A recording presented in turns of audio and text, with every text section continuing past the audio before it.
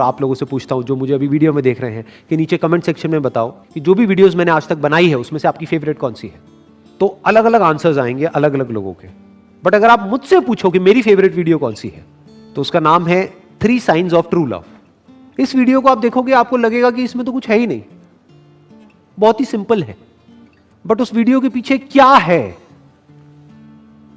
वो सिर्फ मैं जानता हूं। उस वीडियो को बनाने में मेरा सबसे बड़ा चैलेंज ये था कि किस तरीके से जो भी मैंने आज तक पढ़ा है अलग अलग रिलीजियस स्क्रिप्चर्स में, वेदों में, उपनिषद्स में, उसके अलावा जो भी मैंने एक्सपीरियंस किया है, डीपली बारीकी से ऑब्जर्व किया माइंड को, बॉडी को, उसके बियॉन्ड जो कुछ है उसको। अब मेरे लिए सबसे बड़ा चैलेंज क्या था कि वो जो मैं देख रहा हूं, जिस तरीके से मैं एक्सपीरियंस कर रहा हूं, उसको कम्युनिकेट करूं, इस तरीके से कम्युनिकेट करूं कि लोग समझ सके। यानी इस कॉम्प्लिकेटेड काम को किसी तरीके से सिंपल कर दिया जाए कि जो भी कुछ मैं जानता हूं, जो भी कुछ मैंने अपनी पूरी लाइफ में सीखा है, जो भी एक कनेक्शन है बॉडी और माइंड और उसके बियॉन्ड जो कुछ है उसके बीच में, उस कनेक्शन को किस तरीके से एक्सप्रेस किया जाए कि अगर आने वाले 100 साल बाद, 200 साल बाद, 500 साल बाद कोई आदमी डीपली समझने की कोशिश करेगी जो वर्ड है लव, इसका एक्चुअल में मतलब क्या है, क्योंकि उससे ऊपर और कुछ नहीं है। वो सारे स्क्रिप्चर्स का एसेंस है। आपने सब कुछ पढ़ लिया, सब कुछ कर लिया, हर तरह की मेडिटेशन कर ली, बट अगर दिल में प्यार ही नहीं है तो क्या है? प्यार मतलब क्या? जुड़ना। अगर आपकी नॉलेज आपको जोड़ देती है सबसे, लिविंग से, नॉन लिविंग से, इस पूरे यूनिवर्स से अगर जोड़ देती है, दैट इज लव। तो अब उस बात को कैसे एक्सप्रेस किया जाए? और उसके 3 अलग अलग स्टैंड पॉइंट्स हैं। ज्यादातर पास्ट में जिसने भी इस टॉपिक को अप्रोच किया है वो एक स्टैंड पॉइंट से अप्रोच किया है, बाकी सबको नेगेट कर दिया है। तो दैट इज नॉट कॉम्प्रिहेंसिव। ये वीडियो ऐसी है कि अगर उसकी एक एक लाइन को आप डीपली समझोगे तो आप कई महीने लगा सकते हो इस वीडियो को समझने में। और एक एक करके जैसे जैसे आप अपनी लेयर्स हटाते चले जाओगे, आपको इस वीडियो में जो भी मैंने कहा है उसकी लेयर्स हटती हुई नजर आएंगी। Next quote is, learn how to see, realize that everything connects to everything else. सीखो कि देखते कैसे हैं। देखना सिर्फ ये नहीं होता कि हमने आंखों को खोला और कुछ दिखा और हमने कहा कि हमने वो देखा। इसको देखना नहीं कहते हैं। ऐसे तो जानवर भी देखते हैं। एक्चुअल में देखो कि वहां पर क्या है। इस बात को सिर्फ थियोरेटिकली मत समझो, मेरे से सुन लिया या किसी से सुन लिया या दा विंची से सुन लिया और सुन करके कहा कि हाँ मुझे तो समझ आ गया जी, सब कुछ जुड़ा हुआ है। साइंस भी तो यही कहती है, everything is energy, energy is never created nor destroyed. तो मुझे समझ आ गया है, अब इसमें और आगे क्या समझना है? कुछ नहीं समझ आया है। ये सब सिर्फ वर्ड्स हैं जो हमारे यहां पर पड़े हुए हैं। इसको समझना नहीं कहते हैं, इसको देखना नहीं कहते हैं। बारीकी से इस सच को देखो, ऑब्जर्व करो अपनी ब्रेथ को कि जिसको भी आप मैं कहते हो वो मैं किस पे टिका हुआ है? इसी ब्रेथ पे तो टिका हुआ है। ये ब्रेथ किस पे टिकी हुई है? क्या इस ब्रेथ पे आप कब्जा कर सकते हो? क्या कह सकते हो कि ये ब्रेथ मेरी है? तो आप में आपका है क्या? इस सच को देखो। यानी ये जो बात कह रहे हैं, अगर इसको मेरे को अपने वर्ड्स में एक्सप्रेस करना हो तो मैं क्या कहूंगा? तुझ में ना कुछ तेरा है, मुझ में ना कुछ मेरा है। जो भी कुछ मुझ में है वो तेरा है और जो भी कुछ तुझ में है वो मेरा है। लेकिन सच क्या है कि ना कुछ मेरा है ना तेरा है, ना मैं हूं ना तू है। इस बात को आराम से बैठ करके समझना क्या कह रहा हूं। Next quote is, where the spirit does not work with the hand there is no art. कोई भी आर्ट होती है, कैसी भी आर्ट होती है, उसको बनाने वाला कोई ना कोई आर्टिस्ट होता है। इन दोनों के बीच का जो सेपरेशन है, जब वो खत्म हो जाता है, सिर्फ आर्ट ही बची रह जाती है, तो उस आर्ट को मास्टरपीस बोलते हैं। That is real art. जैसे अगर कोई डांस कर रहा है और एक डांसर है, डांसर मतलब क्या? एक थिंकर है जो सोच सोच करके डांस कर रहा है, तब तक वो डांस पूरे फ्लो में नहीं हो सकता, तब तक वहां पर स्पिरिट नहीं नाच रही है। यानी वो डांस आत्मा से नहीं हो रहा है, दिमाग से हो रहा है। और जब दिमाग से होता है तो वो देखने में मजा नहीं आता है, that is kind of man made. तो अगर आप चाहते हो कि आपकी इस बॉडी के थ्रू एक मास्टरपीस क्रिएट हो, तो बीच में रुकावट क्या है? आप खुद ही हो। आपको खुद को बीच में से हटना होगा। जैसे ही आप हट जाओगे तो वो आर्ट बची रह जाएगी और वो स्पिरिट उस आर्ट को क्रिएट करना शुरू कर देगी। यानी कि आपका जो थॉट है वो पूरी तरह से एक हो जाना चाहिए जो भी आप क्रिएट कर रहे हो उसके साथ में।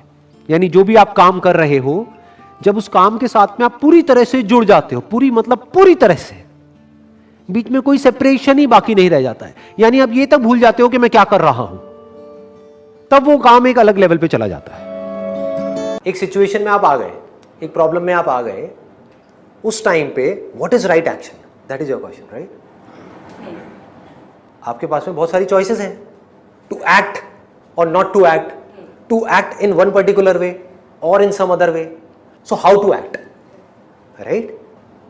देखो, आप जो भी एक्शन लोगे किस बेस पे लोगे? आपकी जो नॉलेज है और जो अंडरस्टैंडिंग है उस पर्टिकुलर सिचुएशन की, उसके अकॉर्डिंग एक्ट करोगे। उसके बाहर आप एक्ट कर सकते हो? फॉर एग्जाम्पल, मैं आपको कह रहा हूं एक टोटल मुझे देना, टोटल, मुझे बहुत प्यास लगी है, टोटल देना, ठीक है? तो आप दे सकते हो? नहीं दे सकते। क्यों? क्यों नहीं दे सकते? क्योंकि उससे रिलेटेड कोई मेमोरी पड़ी ही नहीं है। What is total? बॉटल तो पता है, व्हाट इज टोटल? आप समझ गए? मैं आपको कहूं एक बॉटल देना, what is right action in that particular situation? Bottle को उठाया और दे दिया। इज इट राइट एक्शन और wrong action? It is right action. तो यहां पर एक चीज को समझना बहुत जरूरी है कि हम चाहें भी तो जो हमारी नॉलेज है, जो हमारा एक्सपीरियंस है, उसके बाहर हम एक्ट नहीं कर सकते। जब तक एक सिचुएशन हमको समझ नहीं आएगी तब तक हम उस पर एक्ट नहीं कर सकते। तो हमें क्या करना है? अगर हम चाहते हैं हमारे एक्शंस एक एक करके सही होते चले जाएं, तो जिस पर्टिकुलर फील्ड में आप एक्ट कर रहे हो, चाहे वो आपका प्रोफेशन है, चाहे रिलेशनशिप्स है, चाहे लाइफ है, चाहे हेल्थ है, उसकी करेक्ट नॉलेज आपके पास आती चली जाए, जो कि फैक्ट्स के बेस पर हो, रियलिटी के बेस पर हो और इल्यूजन्स के बेस पर ना हो, बिलीव्स के बेस पर ना हो, थ्योरी के बेस पे ना हो, बल्कि प्रैक्टिकल रियलिटी के बेस पर हो। रियलिटी मींस वो which has been verified again and again, which has been tested again and again, which is a proven fact. Clear हो गया? तो जब हम रियलिटी के अकॉर्डिंग लाइफ में चलते हैं, रियलिटी को देख करके चलते हैं, तब कोई प्रॉब्लम नहीं है। अब ये काम मैकेनिकल चीजों में तो काम कर जाता है। मैकेनिकली आपको एक काम करना है तो आपको क्या चाहिए? आपको उस काम को करने की नॉलेज चाहिए। एक मशीन चलानी है, गाड़ी चलानी है, तो आपको ये सीखना है कि गाड़ी कैसे चलानी है। उसका पूरा एक प्रोसेस बना हुआ है, उस प्रोसेस को फॉलो करना है। तो क्या होगा? आप गाड़ी अच्छी चलाने लग जाओगे। उस प्रोसेस को फॉलो नहीं करोगे तो क्या होगा? एक्सीडेंट हो जाएगा। क्लियर है ना?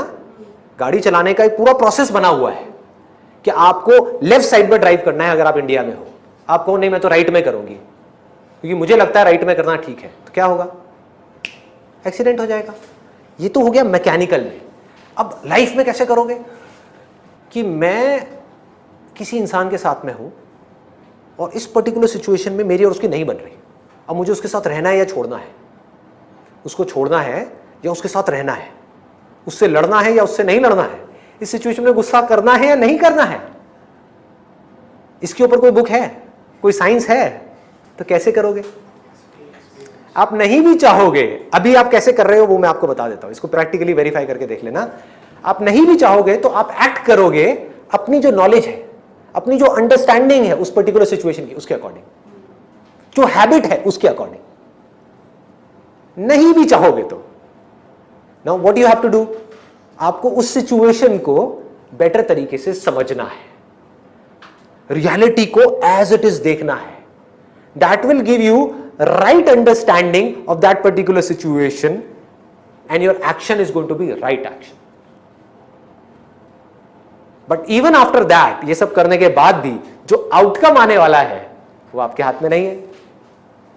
इसको जान लेना है स्पिरिचुअलिटी, कि आपने सब कुछ किया, एक पर्टिकुलर सिचुएशन को बड़े अच्छे से समझ लिया और एक एक्शन ले लिया जो आपको सही लग रहा है, ठीक है? लेकिन कोई रूल नहीं है कि वो सही ही है। हो सकता है आपने सही सोच करके किया लेकिन उसका आउटकम गलत आ गया। आपने अपनी तरफ से कुछ अच्छा सोच करके सामने वाले के लिए किया, वो बजाय कुछ अच्छा करने के वो आपके साथ बुरा करने लग गया। आप उसके साथ अच्छा कर रहे हो, वो आपके साथ बुरा कर रहा है। अब क्या करोगे? Again you have to analyse this whole situation and decide कि अब इस मोमेंट में मुझे क्या एक्ट करना है, because the situation has changed. ये पल पल का खेल है, इसको जिंदगी बोलते हैं, इसको स्पिरिचुअलिटी बोलते हैं। यहां पर साइंस नहीं काम आती, यहां पर कोई साइंस काम नहीं आएगी। राइट एक्शन की डेफिनेशन पल पल में बदलेगी। इस मोमेंट में राइट एक्शन क्या है? इस मोमेंट में आपको सिचुएशन को समझना है, एक्ट करना है। एक्ट किया आपने ये सोच करके कि ये राइट एक्शन है, वो रॉन्ग एक्शन हो गया। अगले मोमेंट में आपको समझ आया मैंने सोच करके किया था कि ये सही है, लेकिन ये तो गलत हो गया। अब क्या करूं? अवेयर रहना है, समझना है उस पर्टिकुलर सिचुएशन को। ठीक है, अब ये सिचुएशन क्रिएट हो रही है, अब क्या करना है? कुछ भी एक जैसा नहीं रहता इस दुनिया में। इसके लिए एक स्पिरिचुअल माइंड चाहिए, एक प्रेजेंट माइंड चाहिए, जो प्रेजेंट मोमेंट में रह करके पहले रियलिटी को समझ सके, ध्यान से देख सके। You have to keep on understanding life. The more you understand life, तो होगा क्या कि आपकी कॉन्फ्लिक्ट्स होना औरों के साथ में धीरे धीरे बंद हो जाएगी।